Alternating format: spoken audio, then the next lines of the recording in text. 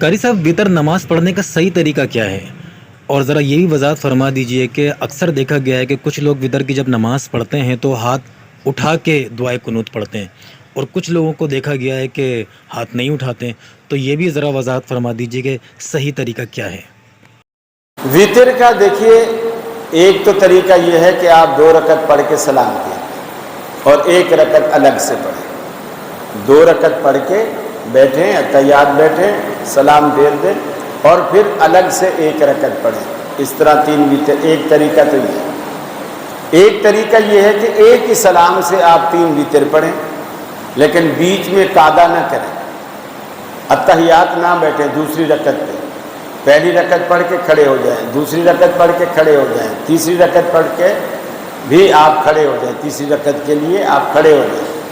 اور پھر جب آپ سورہ اخلاص، اللہ کے رسول 3 رکعتوں میں، پہلی میں سبح اسم ربک الاعلی، دوسری میں قل یا ایھا الکافرون اور تیسری میں سورہ اخلاص پڑھتے، اور پڑھنے کے بعد آپ دعائے قنوت اسی طرح جس طرح ہاتھ باندھے آپ قل ھو اللہ آپ نے پڑھے ہیں، اسی طرح اللہم باعد بینی و بین خطایا، یہ دعائے قنوت، اللہم اہدنی فیمن ہدیت وعافنی فیمن عافیت، یہ دعا آپ اس میں پڑھیں۔ یا جو حنفیوں نے یاد کرائی ہوئی ہے اللہم انا نستعینک و نستغفرک، لیکن اس میں کچھ تھوڑے بہت اضافے بھی ہیں، در حقیقت وہ اصل میں وہ قنوت نازلہ ہے۔ تو بہرحال وہ بھی اگر پڑھتا ہے تو کوئی حرج نہیں، تو پھر وہ رکوع کو جائے، پھر سجدے جائے، پھر سلام پھیر دے۔ دوسرا یہ طریقہ ہے۔ یہ جو ایک طریقہ ہے رکوع سے پہلے دعا پڑھنے کا، اور ایک طریقہ ہے رکوع کے بعد دعا پڑھنے کا۔ رکوع کے بعد اللہ کے رسول اکثر قنوت نازلہ پڑھا کرتے تھے، وطر آپ رکوع سے پہلے ہی دعا مانگا کرتے تھے۔ پھر اس میں جو ہماری بعض اہل حدیث مساجد میں ہاتھ اٹھانا بھی کچھ، ویسے میرا خیال ہے آج کل کچھ ختم ہو گیا ہے، پہلے بہت ہوتا تھا، ہاتھ اٹھا کے قنوت نازلہ میں ہاتھ اٹھانا ثابت ہے، جو رکوع کے بعد پڑھی جاتی ہے، اور اس میں بہت لمبی چوڑی دعائیں ہیں۔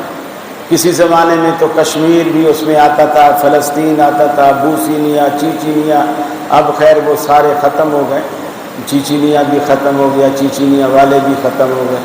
اب یہ ہے کہ مختصر دعا، لیکن اگر رکوع کے بعد آپ پڑھتے ہیں تو جس طرح ہاتھ لٹکے ہوئے ہیں اسی طرح لٹکے رہیں، اور اگر پہلے پڑھتے ہیں تو جس طرح بندھے ہوئے ہیں اسی طرح بندھے رہیں۔ الگ سے ہاتھ اٹھانا نازلہ میں ثابت ہے، وطروں میں ثابت نہیں۔ قنوت نازلہ تو فرض نمازوں میں بھی پڑھی جاتی ہے، آخری رکعت کے اندر آپ رکوع کے بعد، حالات اگر ایسے ہوں، حالات خراب ہوں، کوئی کرفیو کا ماحول ہو، کوئی عذاب ہو، کوئی مصیبت ہو، کوئی اس طرح کی پریشانی ہو، تب وہ پڑھی جاتی ہے، تو اس کے لیے ہاتھ اٹھانے ثابت ہیں، وطروں کے لیے ہاتھ اٹھانے ثابت نہیں۔ جی